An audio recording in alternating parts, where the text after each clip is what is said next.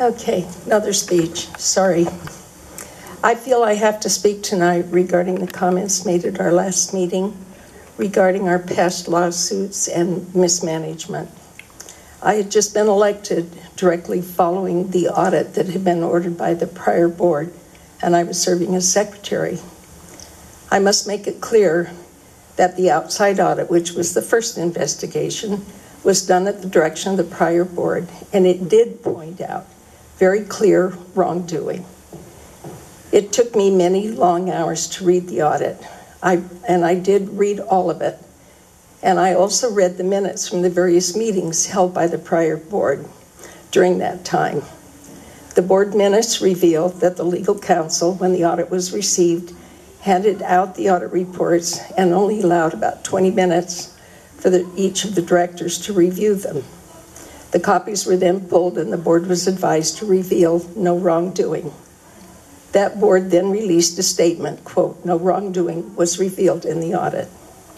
Following the new board taking office, the board that I had been elected to, discussions were held with the auditor and the police investigator who conducted a separate investigation. That was the second one. And both agreed there was indeed sufficient wrongdoing to justify further action.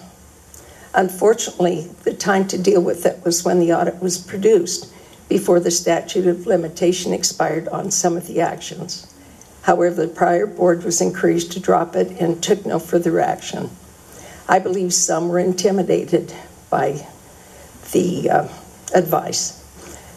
The next board, the one I was elected to after preliminary reviewing the audit and discussions with the auditor and the police detective, decided to move forward with an independent forensic audit.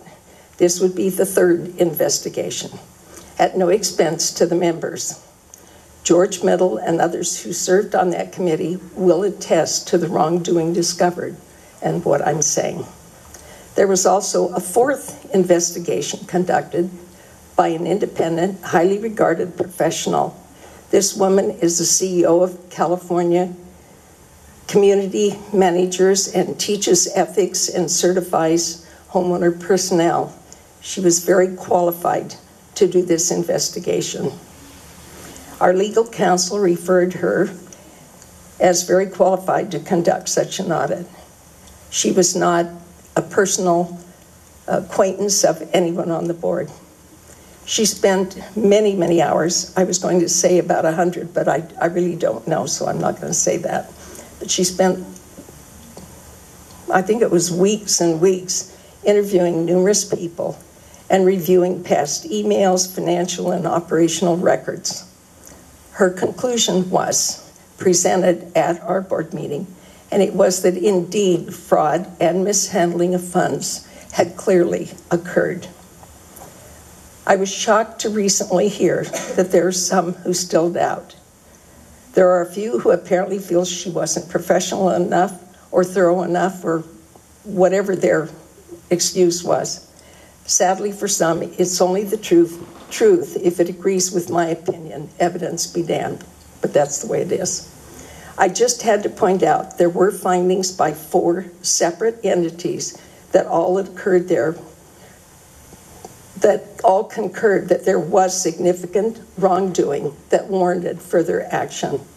It's unfortunate that the circumstances of the lawsuit became very complicated, and unfortunately I can't go into detail on that.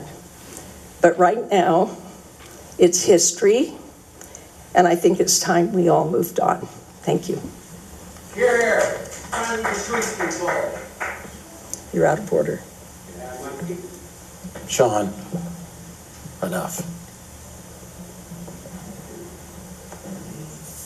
Do you want to be removed? Yep.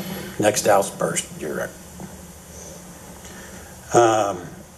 Myself, I just want to talk about election